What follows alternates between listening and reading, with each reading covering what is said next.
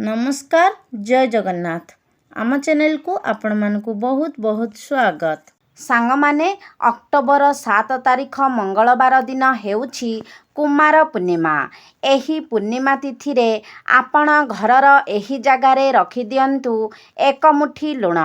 एही भली एक शुभ दिन रे आपण लुणर एही उपाय को निश्चय भावरे पालन करंतु। देखिबे आपणकर जीवन परिवर्तन होइजिब। सांग माने आज मु आपण मानकु लुणर एपरी चमत्कारी उपाय विषय कहिबाकु जाउछि जहा आपणक जीवन रे एक बहुत बड़ परिवर्तन आनि पारे। एही भिडियोटी आपण मानक पई अत्यंत लाभदायक हेबो। सेथि पई भिडियोटी को स्किप न करी शेष पर्यंत निश्चय देखंतु। तेबे सांग माने वैज्ञानिक दृष्टिकोणरू लुण तो केवल एक रासायनिक पदार्थ अटे। मात्र जदि आमे आम हिंदू शास्त्र एवं मुनि ऋषि मानकर वर्तव्य को देखिबा तेबे लुण हेउछि समुद्रर बीर्ज एवं आपण माने जानती जे माँ लक्ष्मी हेउछंती समुद्र देवंकर कन्या।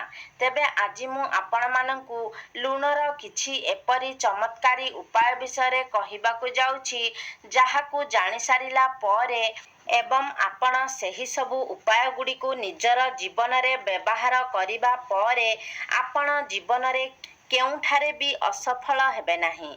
आपण जेउ भी कार्य करिबे सेथिरे निश्चय भावरे आपण सफलता प्राप्त करिबे। एही उपाय गुडी को निज जीवन रे व्यवहार करिबा द्वारा आपणक जीवन रे केबे भी धनर अभाव हेब नाही।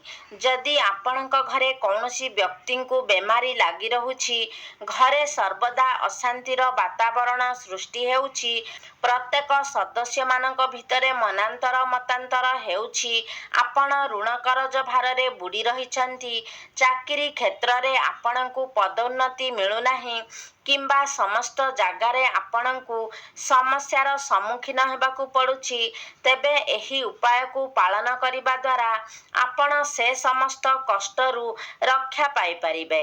से समस्त समस्या आपणकर समाधान होइजिब। आपण मानकु लागु थाई पारे जे लुण गोटिए साधारण जिनिस, मात्र सांग माने लुण भितरे एपरी चमत्कारी शक्ति रहिछि जहाकु कि प्रत्येक व्यक्ति जानि नथांती। एवं जदि आपण एही चमत्कारी शक्ति विषय जानिछंती तेबे जीवन रे आपण केबे भी धनर अभावर सम्मुखीन हेबे नाही।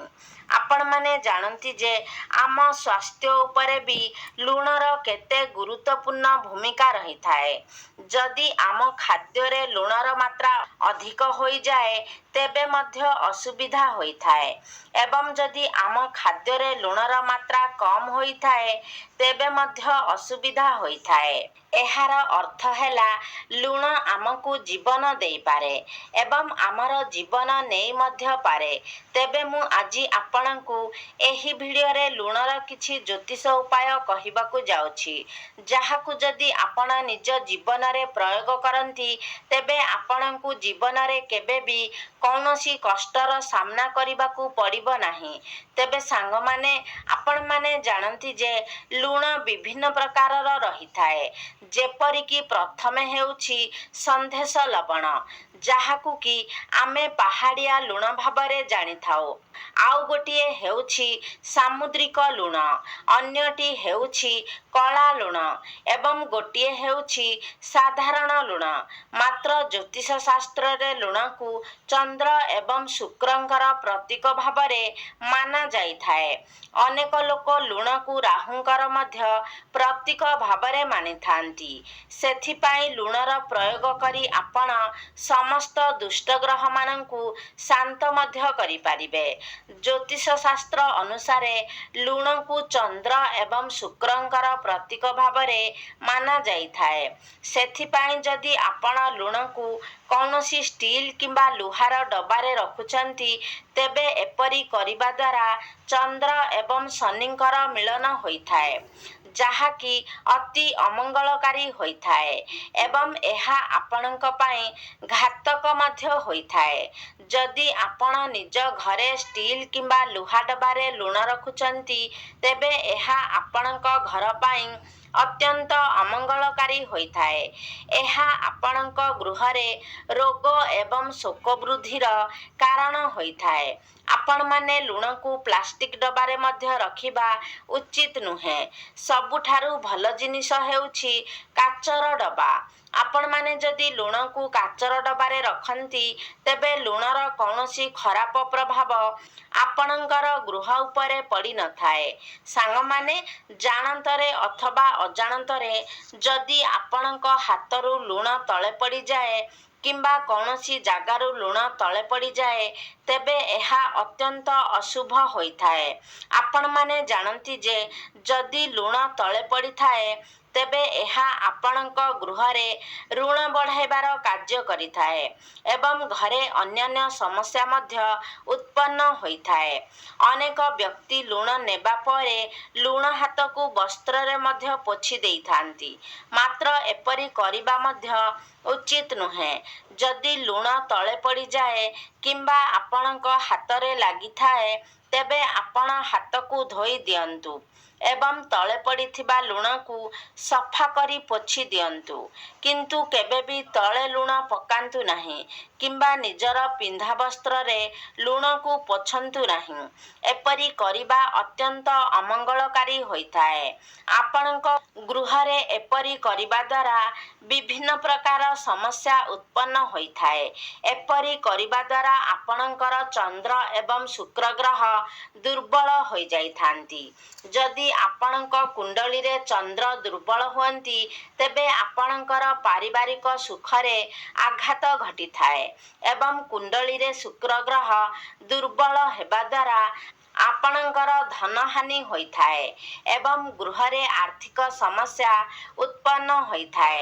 ଆପଣମାନେ ଜାଣି ରଖିବା ଉଚିତ ଯେ କେବେ କୌଣସି ବ୍ୟକ୍ତିଙ୍କର ହାତକୁ ସିଧାସଳଖ ଭାବରେ ଲୁଣ ଦେବା ଉଚିତ ନୁହେଁ।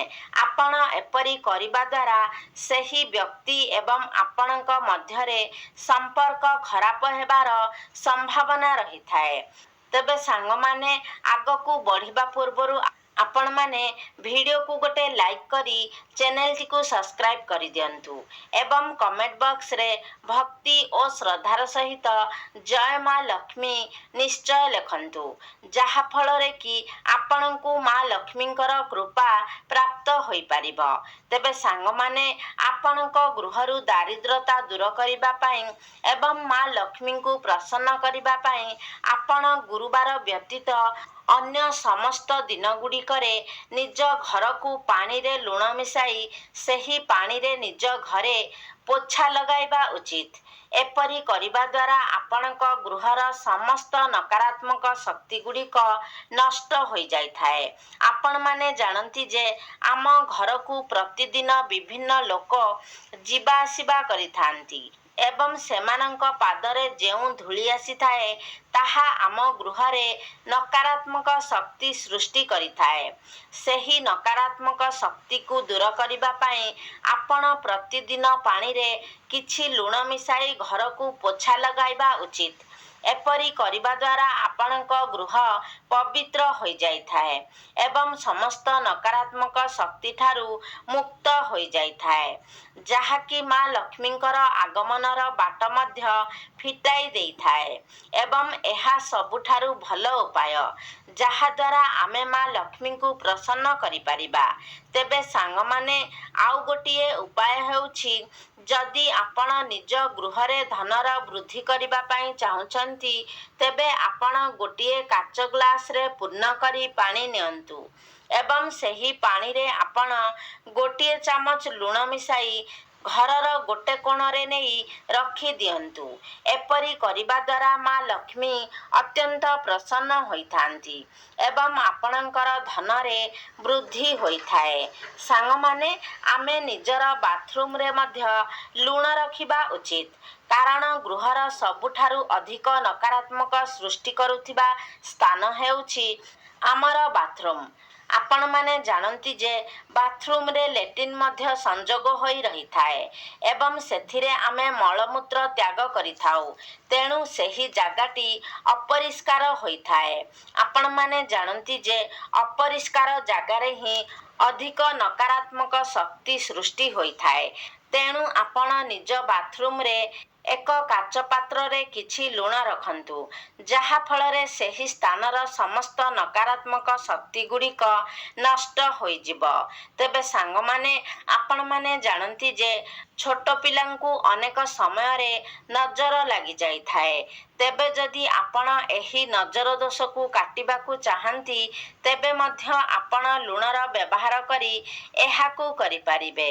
ତେବେ ଏଥିପାଇଁ ଗୋଟିଏ ଚୁଟକି ଲୁଣ ନେଇ ଯେଉଁ ବ୍ୟକ୍ତିଙ୍କୁ ନଜର ଲାଗିଛି ସେହି ବ୍ୟକ୍ତିଙ୍କର ଶରୀର ଚାରିପଟରେ ଘୂରାଇ ନିଅନ୍ତୁ ଏବଂ ସେହି ଲୁଣକୁ କୌଣସି ପ୍ରବାହିତ ଜଳରେ ପ୍ରବାହିତ କରାଇ ଦିଅନ୍ତୁ। ଏପରି କରିବା ଦ୍ୱାରା ସମସ୍ତ ନଜର ଦୋଷ ଦୂର ହୋଇଯାଇଥାଏ। ତେବେ ସାଙ୍ଗମାନେ, ଆପଣ ଯଦି ସବୁଦିନ ପାଇଁ ରୋଗଠାରୁ ମୁକ୍ତ ରହିବାକୁ ଚାହୁଁଛନ୍ତି କିମ୍ବା ଆପଣଙ୍କ ଗୃହରେ କୌଣସି ସଦସ୍ୟ ସବୁବେଳେ ରୋଗଗ୍ରସ୍ତ ରହୁଛନ୍ତି, ତେବେ ଏହି ସମସ୍ୟାରୁ ମୁକ୍ତି ପାଇବା ପାଇଁ ଆପଣ ସର୍ବଦା ପୂର୍ବ ଦିଗକୁ ମୁଣ୍ଡ କରି ଶୁଅନ୍ତୁ ଏବଂ ନିଜ ଶୋଇବା କକ୍ଷରେ ଗୋଟିଏ କାଚର ପାତ୍ରରେ କିଛି ସନ୍ଧେବ ଲବଣ ରଖନ୍ତୁ। ଏପରି କରିବା ଦ୍ୱାରା ସ୍ୱାସ୍ଥ୍ୟରେ ସୁଧାର ଆସିଥାଏ ଏବଂ ସେହି ରୋଗ ଧୀରେ ଧୀରେ ସମାପ୍ତ ହୋଇଯାଇଥାଏ। ମାତ୍ର ମନେ ରଖନ୍ତୁ ଯେ ଏଥିପାଇଁ ଆପଣଙ୍କୁ କେବଳ ସନ୍ଧେବ ଲବଣର ବ୍ୟବହାର କରିବା ଉଚିତ। ସାଧାରଣ ଲୁଣର ଏହା ଉପରେ କୌଣସି ପ୍ରଭାବ ରହିନଥାଏ। ତେବେ ସାଙ୍ଗମାନେ, ଯଦି ଆପଣଙ୍କ କୁଣ୍ଡଳୀରେ ଚନ୍ଦ୍ର ଏବଂ ମଙ୍ଗଳଙ୍କର ଦୋଷ ରହିଛି ଏବଂ ଆପଣ ଚାହୁଁଛନ୍ତି ଯେ ଆପଣଙ୍କ କୁଣ୍ଡଳୀ ଚନ୍ଦ୍ର ଏବଂ ମଙ୍ଗଳଙ୍କ ଦୋଷରୁ ମୁକ୍ତ ହେଉ, ତେବେ ଆପଣ ଏଥିପାଇଁ ଲୁଣର ପ୍ରୟୋଗ କରି ନିଜ କୁଣ୍ଡଳୀରୁ ଏହିସବୁ ଦୋଷକୁ କମାଇ ଦେଇପାରିବେ। ସେଥିପାଇଁ ଆପଣ 21 ଦିନ ପର୍ଯ୍ୟନ୍ତ ଏହି ଉପାୟଟିକୁ କରିବେ। ଆପଣ କିଛି ଲୁଣ ନେଇ ନିଜ ଶରୀର ଚାରିପଟେ 7 ଥର ବୁଲାଇ ଦିଅନ୍ତୁ ଏବଂ ସେହି ଲୁଣକୁ ନେଇ ଆପଣ କୌଣସି ପ୍ରବାହିତ ଜଳରେ ପ୍ରବାହିତ କରିଦିଅନ୍ତୁ। ଏପରି ଆପଣଙ୍କୁ 21 ଦିନ ପର୍ଯ୍ୟନ୍ତ କରିବାକୁ ହେବ। ଏପରି କରିବା ଦ୍ୱାରା ଆପଣଙ୍କ କୁଣ୍ଡଳୀରୁ ଚନ୍ଦ୍ର ଏବଂ ମଙ୍ଗଳ ଦୋଷ ଦୂର ହୋଇଯାଇଥାଏ। ସାଙ୍ଗମାନେ, ଆପଣ ଯଦି ସବୁବେଳେ ମାନସିକ ଚିନ୍ତାରେ ରହୁଛନ୍ତି, ଆପଣଙ୍କୁ ସବୁବେଳେ ଅସ୍ତବ୍ୟସ୍ତ ଲାଗୁଛି ଏବଂ ଆପଣ କେବେ ବି ନିଜ ଭିତରେ ସ୍ଥିରତା ଅନୁଭବ କରିପାରୁନାହାନ୍ତି, ତେବେ ଏଥିପାଇଁ ଏହିସବୁ ସମସ୍ୟାର ସମାଧାନ ପାଇଁ ମଧ୍ୟ ଆପଣ ଲୁଣର ପ୍ରୟୋଗ କରିପାରିବେ। ଏଥିପାଇଁ ଆପଣ ଗୋଟିଏ ଚୁଟକି ଲୁଣ ନିଅନ୍ତୁ ଏବଂ ନିଜର ମୁଣ୍ଡ ଚାରିପଟେ 7 ଥର ବୁଲାଇ ଦିଅନ୍ତୁ। ତାପରେ ଆପଣ ଏହି ଲୁଣକୁ ନେଇ କୌଣସି ବୃକ୍ଷ ମୂଳରେ ପକାଇ ଦିଅନ୍ତୁ। ଏପରି କରିବା ଦ୍ୱାରା ଆପଣ ଧୀରେ ଧୀରେ ସମସ୍ତ ପ୍ରକାରର ମାନସିକ ଚିନ୍ତାରୁ ଦୂରେଇ ଯାଇପାରିବେ। ଆପଣଙ୍କର ସବୁ ମାନସିକ ଚିନ୍ତା ଧୀରେ ଧୀରେ କମ୍ ହେବାକୁ ଲାଗିବ ଏବଂ ଏହାଦ୍ୱାରା ଆପଣଙ୍କର ମନ ମଧ୍ୟ ଶାନ୍ତ ରହିବ। ସାଙ୍ଗମାନେ, ଯଦି ସ୍ୱାମୀ ସ୍ତ୍ରୀ ଭିତରେ ସମ୍ପର୍କ ଭଲ ନଥାଏ, ତେବେ ଆପଣ ନିଜ ଗୃହର ସମସ୍ତ କୋଣରେ କାଚ ପାତ୍ରରେ କିଛି କିଛି ଲୁଣ ରଖନ୍ତୁ ଏବଂ ପ୍ରତି ସପ୍ତାହରେ ଏହି ଲୁଣକୁ ବଦଳାଇ ଦିଅନ୍ତୁ। ଆପଣ ସେହି ପୁରୁଣା ଲୁଣକୁ ନେଇ ପ୍ରବାହିତ ଜଳରେ ପ୍ରବାହିତ କରାଇ ଦିଅନ୍ତୁ। ଏପରି କରିବା ଦ୍ୱାରା ସ୍ୱାମୀ ସ୍ତ୍ରୀଙ୍କ ସମ୍ପର୍କରେ ସୁଧାର ଆସିଥାଏ ଏବଂ ସ୍ୱାମୀ ସ୍ତ୍ରୀ ଖୁସିରେ ରହିବାକୁ ଲାଗିଥାନ୍ତି। ଏବେ ଆସନ୍ତୁ ଜାଣିବା ଆମେ ଲୁଣର ସେହି ଚମତ୍କାରୀ ଉପାୟ ବିଷୟରେ। ଲୁଣ ଡବାରେ ଆପଣ କେଉଁ 2ଟି ଜିନିଷ ରଖିବା ଦ୍ୱାରା ଆପଣଙ୍କ ଗୃହକୁ ମା ଲକ୍ଷ୍ମୀ ଆକର୍ଷିତ ହୋଇ ଆସିଥାନ୍ତି, ଯାହା ଫଳରେ କି ଆପଣଙ୍କ ଗୃହକୁ ଅତ୍ୟନ୍ତ ଧନ ଲାଭ ମଧ୍ୟ ହୋଇଥାଏ। ଆପଣ ସମସ୍ତ ଆର୍ଥିକ ସମସ୍ୟାରୁ ମୁକ୍ତି ପାଇଥାନ୍ତି ଏବଂ ଆପଣଙ୍କର ସଞ୍ଚିତ ଅର୍ଥରେ ମଧ୍ୟ ବୃଦ୍ଧି ହୋଇଥାଏ। ତେବେ ଲୁଣ ହେଉଛି ଶୁକ୍ରଙ୍କର ପ୍ରତୀକ ଏବଂ ଲବଙ୍ଗ ହେଉଛି ଶନିଙ୍କର ପ୍ରତୀକ ଏବଂ ଶୁକ୍ର ଏବଂ ଶନିଙ୍କର ମିଳନ ହେଲେ ଏହା ଧନର ଯୋଗ ସୃଷ୍ଟି କରିଥାଏ, ଯାହାଦ୍ୱାରା ଆପଣଙ୍କ ଗୃହରେ ଧନ ବୃଦ୍ଧି ହୋଇଥାଏ। କାରଣ ଜ୍ୟୋତିଷ ଶାସ୍ତ୍ର ଅନୁସାରେ ଶୁକ୍ର ଏବଂ ଏବଂ ଶନି ପରମ ମିତ୍ର ଅଟନ୍ତି। ସେଥିପାଇଁ ଯଦି ଆପଣ ଲୁଣ ଡବାରେ 5ଟି ଲବଙ୍ଗ ରଖନ୍ତି ତେବେ ଆପଣଙ୍କ ଗୃହରେ କେବେ ବି ଧନର ଅଭାବ ହୋଇନଥାଏ। ଦ୍ୱିତୀୟରେ, ଆପଣ ଲୁଣ ଡବାରେ 5ଟି ତୁଳସୀ ପତ୍ର ରଖନ୍ତୁ। ଆପଣ ଜାଣନ୍ତି ଯେ ଲୁଣ ଶୁକ୍ରଙ୍କର ପ୍ରତୀକ ଏବଂ ତୁଳସୀ ପତ୍ର ବୁଧଙ୍କର ପ୍ରତୀକ ଅଟେ। ଆପଣ ଜାଣନ୍ତି ସବୁଜ ରଙ୍ଗ ହେଉଛି ବୁଧଙ୍କର ପ୍ରତୀକ। ଯେତେ ସବୁ ସବୁଜ ରଙ୍ଗର ବୃକ୍ଷ ରହିଛି ତାହା ବୁଧଙ୍କର ପ୍ରତୀକ ଅଟେ। ତେବେ ଯଦି ଆପଣ ଲୁଣ ଡବାରେ ତୁଳସୀ ପତ୍ର ରଖନ୍ତି ତେବେ ଶୁକ୍ର ଗ୍ରହ ଏବଂ ବୁଧ ଗ୍ରହଙ୍କର ମିଳନ ହୋଇଥାଏ, ଯାହାକି ଆପଣଙ୍କର କୁଣ୍ଡଳୀରେ ବୁଧ ଯୋଗ ସୃଷ୍ଟି କରିଥାଏ। ଏହା ଫଳରେ ଆପଣଙ୍କ ଘରରେ ଧନ ବୃଦ୍ଧି ହୋଇଥାଏ ଏବଂ ଆପଣଙ୍କ ଘରେ ପିଲାମାନଙ୍କର ବୁଦ୍ଧି ମଧ୍ୟ କ୍ଷିପ୍ର ହୋଇଥାଏ। ସେମାନେ ବୁଦ୍ଧିମାନ ହୋଇଥାନ୍ତି ଏବଂ ଆପଣଙ୍କୁ ସର୍ବଦା ମା ଲକ୍ଷ୍ମୀଙ୍କର ଆଶୀର୍ବାଦ ପ୍ରାପ୍ତ ହୋଇଥାଏ। ତେବେ ସାଙ୍ଗମାନେ, ଏହା ଥିଲା ଲୁଣର କିଛି ଉପାୟ, ଯାହାଦ୍ୱାରା ଆପଣ ନିଜ ଘରୁ ସମସ୍ତ ପ୍ରକାର ନକାରାତ୍ମକ ଶକ୍ତିକୁ ଦୂର କରିପାରିବେ ଏବଂ ଆପଣଙ୍କ ଘରେ ଧନର ବୃଦ୍ଧି ମଧ୍ୟ ହେବ। ଆପଣଙ୍କ ଗୃହରେ ମା ଲକ୍ଷ୍ମୀଙ୍କର ବାସ ହେବ ଏବଂ ଆପଣଙ୍କୁ କେବେ ବି ଆର୍ଥିକ ସଙ୍କଟର ସାମ୍ନା କରିବାକୁ ପଡ଼ିବ ନାହିଁ। ତେବେ ସାଙ୍ଗମାନେ, ଆଶା କରୁଛି ଆଜିର ଭିଡ଼ିଓଟି ଆପଣମାନଙ୍କୁ ନିଶ୍ଚିତ ଭାବରେ ଭଲ ଲାଗିଥିବ। ଯଦି ଭଲ ଲାଗିଛି ତାହେଲେ ଲାଇକ୍ କରନ୍ତୁ, ସେୟାର କରନ୍ତୁ। ଆମ ଚ୍ୟାନେଲକୁ ଯଦି ସବସ୍କ୍ରାଇବ୍ କରିନାହାନ୍ତି ତାହେଲେ ସବସ୍କ୍ରାଇବ୍ କରିଦିଅନ୍ତୁ।